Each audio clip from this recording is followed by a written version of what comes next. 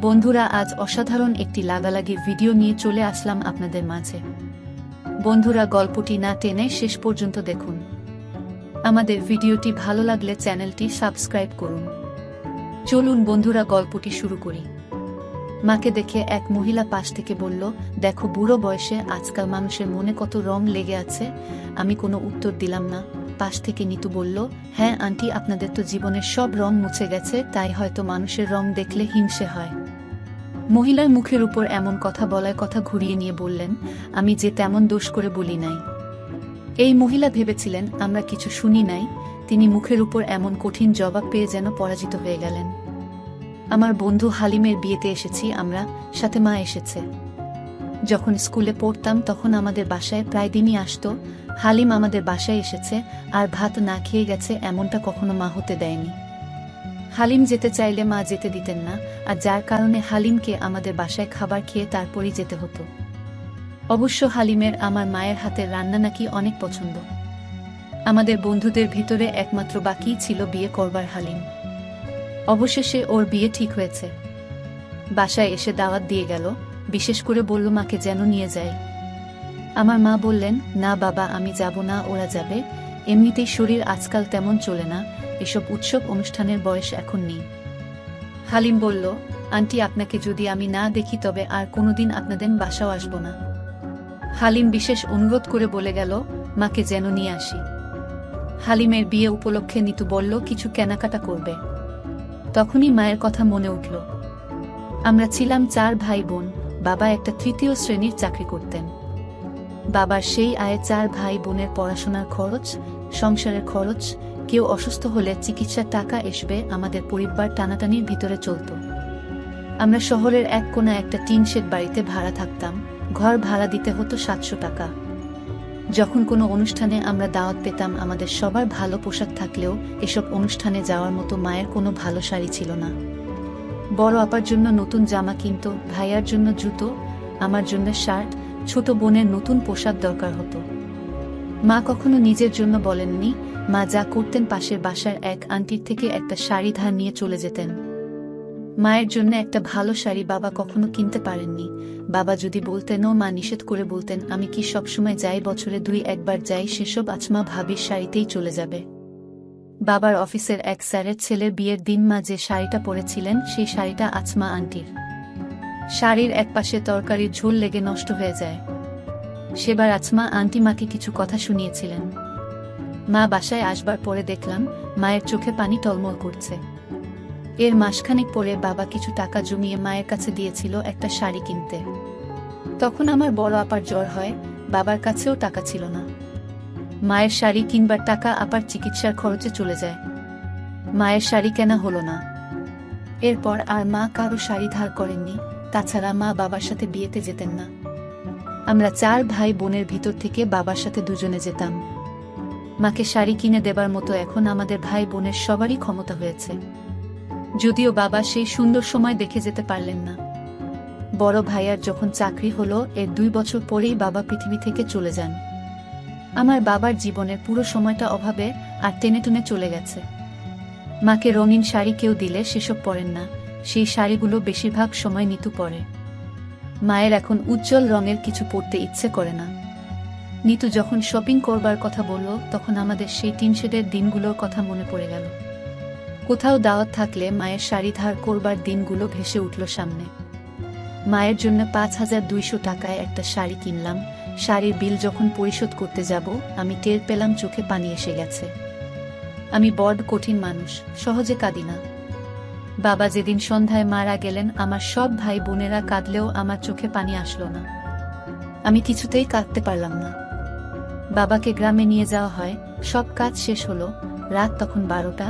আমি বিছানায় শুয়ে আছি, তখন দেখলাম আমার 2 চোখ বেয়ে জলের স্রোত নামছে। বাবা বলে চিৎকার দিয়ে ঘর থেকে বাহির হয়ে পুকুর পাড়ের দিকে ছুটে যাই। আমার পিছনে বাড়ির সবাই ছুটে আসে। গোটা রাতে আমার সেই কান্না থামল না। চিৎকার আর কান্নায় পুরো গ্রামের মানুষ সেই রাতে বাড়ির উঠোনে চলে এসেছিল। মায়ের জন্য শাড়ি কিনবার সময় কোথা থেকে পানি এসে চোখ ভিজিয়ে চলে গেল। নিতু বলছে, তুমি কাঁদছো কেন? আমি বললাম, চোখে পোকা গেছে মনে হয়। বিয়ে বাড়িতে যাবার জন্য মা একটা হালকা রঙের শাড়ি পরেছে। নিতু তখন আলমারি থেকে মায়ের জন্য কেনা শাড়িটা নিয়ে এসে মায়ের হাতে দিল। মা বলল, এসব শাড়ি পরবার বয়স এখন আমার নেই। নিতু বলল, আম্মা আপনার ছেলে শখ করে কিনেছে, একদিন না হয় পরেন। নিতু মাকে শাড়িটা পরিয়ে দিল। মা আমার কেনা সেই শাড়িটা পরেই হালিমের বিয়েতে এসেছেন। আমি মাকে দেখছি, মায়ের দিকে তাকিয়ে দেখছি আমাদের 4 ভাই বোন আর বাবা মাকে নিয়ে সেই অভাবের টিন শেড বাড়ির সংসার। মায়ের বয়স এখন অতটা বেশি মনে হচ্ছে না।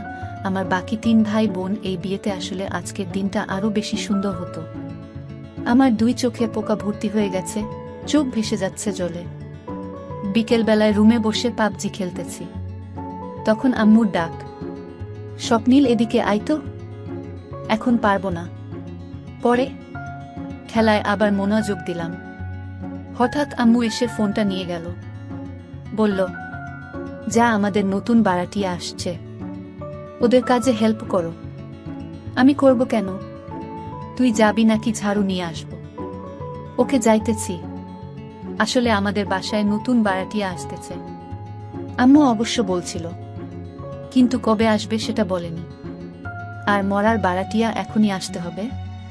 বলতে বলতে ওদের কাছে গেলাম। দেখলাম যিনি বাড়া নিচ্ছেন উনি দাঁড়িয়ে আছেন। আমি জিজ্ঞেস করলাম, আঙ্কেল কেমন আছেন? জি বাবা, ভালো আছি। তুমি? ভালোই আছি। আম্মু পাঠিয়েছে যদি আপনাদের কাজে সাহায্য করার জন্য। ওহ আচ্ছা। সালার 3 ঘন্টা হয়ে গেল, এখনো কাজ শেষ হচ্ছে না। আর আঙ্কেল নবাবের মতো দাঁড়িয়ে অর্ডার মারতেছে, এটা করো, ওটা করো। দূর কেন যে আসছিলাম। মনে মনে ভাবতেছি, এই বেটা নিশ্চয় একটা মেয়ে আছে, ওর সাথে প্রেম করব আর কষ্টের উসুল তুলব। কতক্ষণ পর দেখি বাড়িওয়ালা মহিলা আর তার পিচ্ছি ছেলেকে নিয়ে বাসায় ঢুকছে। দেখে মনটা খারাপ হয়ে গেল। দূর, কলাপের দোষ।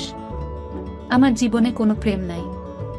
হঠাৎ পিচ্ছিটা তার মাকে বলল, আম্মু আপু আসবে কখন? এই তো চলে আসবে। শুনে মনটা ভালো হয়ে গেল। তার মানে একটা মেয়ে আছে। আর কতক্ষণ কাজ করলাম, হঠাৎ কিসের সাথে জানি ধাক্কা খেলাম। মনে হচ্ছে আমি এখন তুলার বস্তার উপরে আছি। তখনই কে জানি চিৎকার দিয়ে উঠল, এই ছেলে চোখ কোথায় থাকে? এমা, এটা তুলার বস্তা না, একটা মেয়ে। আর মেয়েটা দেখতেও হেব্বি। প্রথম দেখায় প্রেম পড়ে গেলাম। ভাবলাম যে করে হোক একে আমার বউ বানাতে হবে। ওর দিলে পলকহীনভাবে তাকিয়ে আছি। তখন মেয়েটা আবার বলল, কি হলো, কানে কম শুনস নাকি? এভাবে ড্যাব ড্যাব করে তাকিয়ে কি দেখস? পড়ি দেখি। কি দেখস? পে নি দেখি। আপনি দেখতে পুরাই পে নির মতো। তুই আমাকে ধাক্কা দিয়ে ফেললি কেন? চোখ কি পকেটে নিয়ে হাঁটোস? চোখ পকেটে না, কপালে নিয়ে হাঁটি। আর আপনিই তো ধাক্কা দিলেন। কি বললি আমি ধাক্কা দিচ্ছি? তা নয় তো কি। দাঁড়া, আব্বুকে বলে তোকে এখন কাজ থেকে বিদায় দিতেছি। আলহামদুলিল্লাহ। তাড়াতাড়ি করেন। আব্বু, আব্বু। কি হয়েছে মা? এদিকে আসো, আসো। এই ছেলেকে এখনই কাজ থেকে বিদায় করো। কেন, কি করছে? আমার সাথে ঝগড়া করছে। আরে মা, তুই শান্ত হ আর রুমে যা। এটা কাজের লোক না, আমাদের মালিকের ছেলে। আচ্ছা, যাচ্ছি। আচ্ছা বাবা, তুমি কিছু মনে কইরো না। ও এমনি। না আঙ্কেল, সমস্যা নাই। আচ্ছা, অনেক কাজ করছো, এখন রুমে গিয়ে রেস্ট নাও। আচ্ছা। সালার এতক্ষণে মায়ের নজর পড়ছে। আমি রুমে এসে ফ্রেশ হলাম। তারপর এক ঘুমে রাত কাবার। সকালে উঠে ছাদে গেলাম।